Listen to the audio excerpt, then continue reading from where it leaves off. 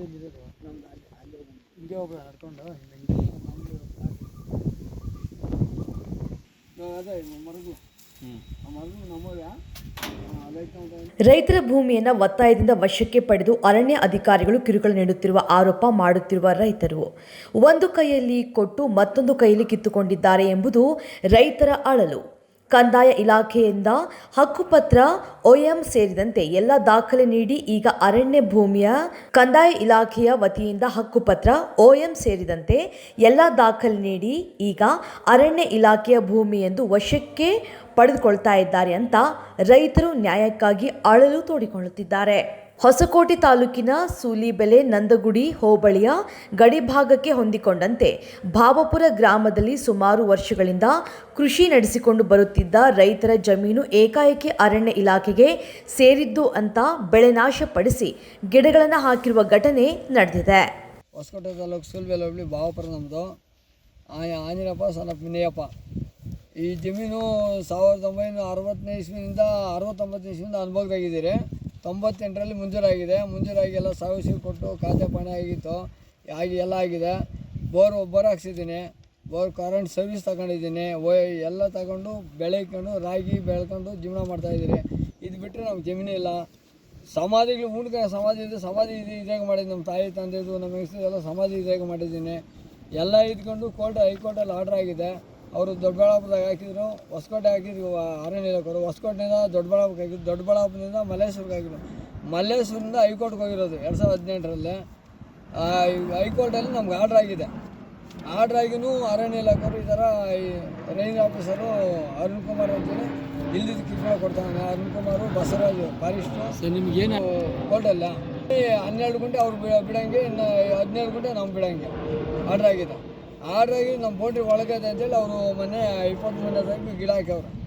ಆಮೇಲೆ ನಾನು ಮೋದಿಗೆ ಲೆಟ್ರ್ ಕೊಟ್ಟಿದ್ದೀನಿ, ರಾಷ್ಟ್ರಪತಿ ಕೊಟ್ಟಿದ್ದೀನಿ, ಅಲ್ಲಿ ಅರಣ್ಯ ಮಿನಿಸ್ಟ್ರ್ ಕೊಟ್ಟಿದ್ದೀನಿ, ಅಲ್ಲಿ ಕಂದಾಯ ಮಿನಿಸ್ಟ್ರ್ ಕೊಟ್ಟಿದ್ದೀನಿ ಡೆಲ್ಲಿಗೆ, ಇಲ್ಲಿ ಮುಖ್ಯಮಂತ್ರಿ ಕೊಟ್ಟಿದ್ದೀನಿ, ಕಂದಾಯ ಮಿನಿಸ್ಟ್ರ್ ಕೊಟ್ಟಿದ್ದೀನಿ, ನಮ್ಮ ಗೌರ್ಮೆಂಟ್ ಶರತ್ ಬಚ್ಚವ್ನಿಗೆ ಕೊಟ್ಟಿದ್ದೀನಿ.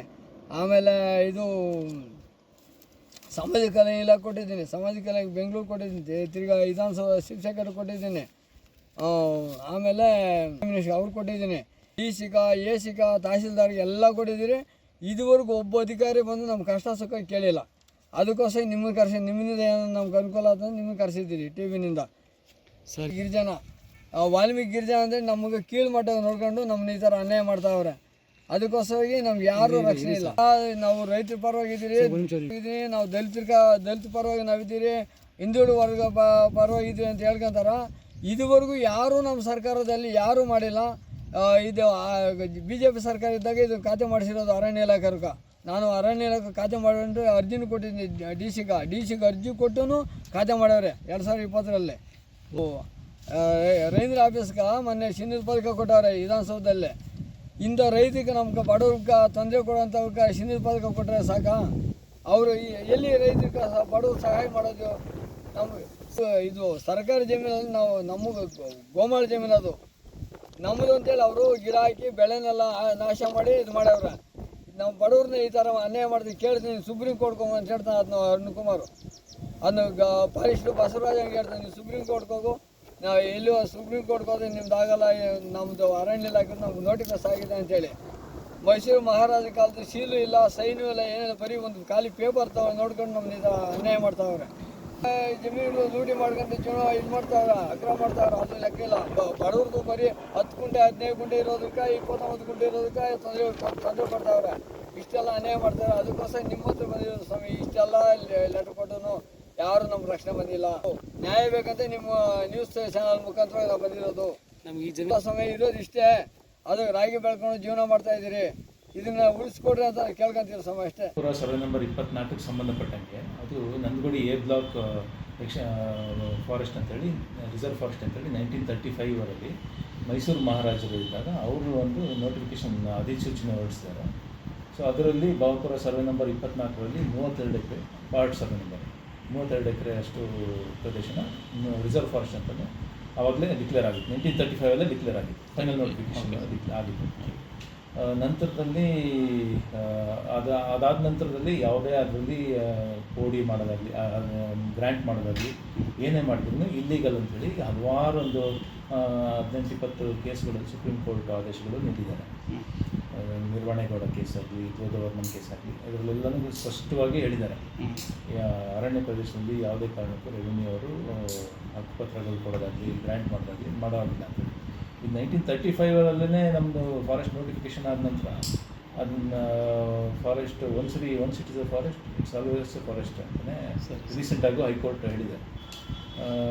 ಸೊ ಅದರಿಂದ ಅದು ಯಾವುದೇ ಗ್ರ್ಯಾಂಟ್ಸ್ ಮಾಡಿದ್ರೂ ಅದು ಇಲ್ಲೀಗಲ್ ಅಂತಲೇ ಕನ್ಸಿಡರ್ ಆಗುತ್ತೆ. ಸುಮಾರು ವರ್ಷದಿಂದ 2008ರಲ್ಲೂ ಅವರು ಅಗೇನ್ಸ್ಟಾಗಿ ಒಂದು 2008-09ರಲ್ಲಿ ಸುಮಾರಷ್ಟು ಜನರ ಮೇಲೆ ಕೇಸ್ಗಳಾಗಿದೆ, FIRಗಳಾಗಿದೆ. ನಂತರದಲ್ಲಿ 2008-09. ಸೊ ಇದು ಗೌರ್ಮೆಂಟಿಂದ ಲೋನ್ ಹೆಂಗೆ ಸರ್? ಫಾರೆಸ್ಟ್ ಡಿಪಾರ್ಟ್ಮೆಂಟ್ ಒಪಿನಿಯನ್ ತೊಗೊಂಡ್ರೆ ನಾವು ಕೊಡ್ಬೋದು, ಅಥವಾ ಇವರು ಗ್ರ್ಯಾಂಟ್ ಮಾಡೋಕ್ಕಿಂತ ಮುಂಚೆ ರೆವಿನ್ಯೂ ಅವ್ರು ನಮ್ಮದೇನೋ ಒಪಿನಿಯನ್ ತೊಗೊಂಡ್ರೆ ನಾವು ಕೊಡ್ಬೋದು. ಈ ಫಾರೆಸ್ಟ್ ಲ್ಯಾಂಡ್ ಕೊಡ್ಲಿಕ್ಕೆ ಬರೋದಿಲ್ಲ ಅಂತೇಳಿ ಈಗ ಸುಮಾರಷ್ಟು ಕೇಳಿದರೆ ನಾವು ಬಂದರೆ ಫಾರೆಸ್ಟ್ ಅಂತಲೇ ಕೊಡ್ತೀವಿ, ಬರಲಿಲ್ಲ ಅಂದರೆ ಫಾರೆಸ್ಟಿಂದ ಹೊರಗಡೆ ಬರುತ್ತೆ ಅಂತೇಳಿ ಕೊಡ್ತೀವಿ. ಅಂದರೆ ಫಾರೆಸ್ಟ್ ಒಪಿನಿಯನ್ ತೊಗೊಂಡು ಮತ್ತು ತಗೊಂಡಿದ್ರೆ ಒಪಿನಿಯನ್ ತೊಗೊಂಡಿದ್ರೆ ಲೋನ್ ಹೆಂಗೆ ಕೊಡ್ತಾರೆ ಸರ್ ಸರ್ಕಾರ? ಅದು ನೀವು ಅವ್ರನ್ನ ಕೇಳಬೇಕಾಗುತ್ತೆ. ಆ ಥರ ರಾಜಕೀಯದ ಇದು ಒತ್ತಡ ನಮ್ಗೆ ಯಾವುದೂ ಇಲ್ಲ. Okay sir. ಸೊ ಈಗ ಸುಮಾರಷ್ಟು ಒತ್ತುವರಿನ ಬಿಡಿಸಿದ್ದೀವಿ. ಸೊ ಯಾವುದೇ ಕಾರಣಕ್ಕೂ ನಾವು ಯಾವುದೇ ರಾಜಕೀಯದಲ್ಲೂ ನಾವು ಮಣಿಯೋಕ್ಕೆ ಸಾಧ್ಯ ಇಲ್ಲ. ಈಗ ನಿಮ್ಗೆ ಅಲ್ಲಿ ಏನು ನೀವು ನಮ್ಮ FIRಗಳೆಲ್ಲ ಆದಮೇಲೆ ನಂತರ 2015-16ರಲ್ಲಿ ಈ ಏನು ಬಾವುಪುರ ಸರ್ ನಂಬರ್ 24ರಲ್ಲಿ ಒತ್ತುವರಿದಾರಿದ್ದಾರೆ ಅವ್ರ ವಿರುದ್ಧವಾಗಿ ACF ಅಲ್ಲಿ 64A ನಮ್ಮ ಕರ್ನಾಟಕ ಅರಣ್ಯ ಕಾಯ್ದೆ 1963 ಪ್ರಕಾರ 64A ಸೆಕ್ಷನ್ 64A ಅಂಡರ್ ಅಧಿಕೃತ ಅಧಿಕಾರಿ ಬಂದ್ಬಿಟ್ಟು ಸಹಾಯಕ ಅರಣ್ಯ ಸಂರಕ್ಷಣಾಧಿಕಾರಿಗಳು ಆಗಿರ್ತಾರೆ. ಸೊ ಅವರು ಒಂದು ಕ್ವಾಸಿ ಜುಡಿಷಿಯಲ್ ಪವರ್ಸ್ ಅಂಡರಲ್ಲಿ ಅವರೊಂದು ಕೋರ್ಟ್ ಥರ ನಡೆಸಿ ಈ ಎಲ್ಲ ಒತ್ತುವರಿದಾರರಿಗೂ ನೋಟಿಸ್ಗಳು ಕೊಟ್ಟು ಅವ್ರನ್ನೆಲ್ಲ ಡಾಕ್ಯುಮೆಂಟ್ಗಳನ್ನೆಲ್ಲ ಪರಿಶೀಲನೆ ಮಾಡಿ ಅವ್ರಿಗೇನು ಅರಣ್ಯ ಪ್ರದೇಶ ಒಳಗಡೆ ಬರುತ್ತೆ ಅನ್ನೋದನ್ನ ರುಜುವಾತು ಮಾಡಿಕೊಂಡು ನಮ್ಮಿಂದನೂ ಎಲ್ಲ ಸ್ಟೇಟ್ಮೆಂಟ್ಸ್ ವಿಟ್ನೆಸ್ಗಳೆಲ್ಲನೂ ಕಲೆಕ್ಟ್ ಮಾಡಿ ನಂತರದಲ್ಲಿ ಅವರು 2016 ಆರ್ಡರ್ಗಳು ಮಾಡಿದರು. ಸುಮಾರಷ್ಟು 64A ಅಂಡರ್ ಸಹಾಯಕ ಅರಣ್ಯ ಸಂರಕ್ಷಣಾಧಿಕಾರಿಗಳು ಆರ್ಡರ್ ಮಾಡಿದ್ದಾರೆ. ತದನಂತರದಲ್ಲಿ ಈ ಎಷ್ಟೊಂದು ಸುಮಾರಷ್ಟು ಈ 19-18 ಒತ್ತುವರಿದಾರರು ಅಪೀಲ್ಗೆ ಹೋಗಿದ್ದಾರೆ. ಸುಮಾರಷ್ಟು ಜನ ಅಪೀಲ್ 30 ದಿನ ಗಡುವು ಇರುತ್ತೆ. ಈ 64A ಆರ್ಡರ್ ಆದಮೇಲೆ 30 ದಿನ ಗಡುವು ಇರುತ್ತೆ. ಅವ್ರ ಅಪೀಲು CCF ಕೋರ್ಟಲ್ಲಿ ಮಾಡಬೇಕು, ಚೀಫ್ ಕನ್ಸರ್ವೇಟರ್ ಆಫ್ ಫಾರೆಸ್ಟ್ ಅಂತ ಹೇಳ್ತೀವಿ. ಅವ್ರ ಕೋರ್ಟಲ್ಲಿ ಇವರು ಅಪೀಲ್ಗೆ ಹೋಗಬೇಕು. ಸುಮಾರಷ್ಟು ಜನ ಅಪೀಲ್ಗೆ ಹೋಗಿದ್ದಾರೆ. ಅಪೀಲ್ ಮೇಲೂ ಈ ಏನು ಆರ್ಡರ್ಸ್ ACF ಆರ್ಡರ್ಗಳಿದ್ದಲ್ಲ ಅವನ್ನ ಎತ್ತಿಡಿದ್ದಾರೆ ಮತ್ತು ವಜಾ ಮಾಡಿದ್ದಾರೆ. ಏನು ಅಪೀಲ್ಗಳನ್ನ ವಜಾ ಮಾಡಿದ್ದಾರೆ. ನಂತರದಲ್ಲಿ ಸ್ವಲ್ಪ ಜನ ಹೈಕೋರ್ಟ್ಗೂ ಹೋಗಿದ್ದಾರೆ.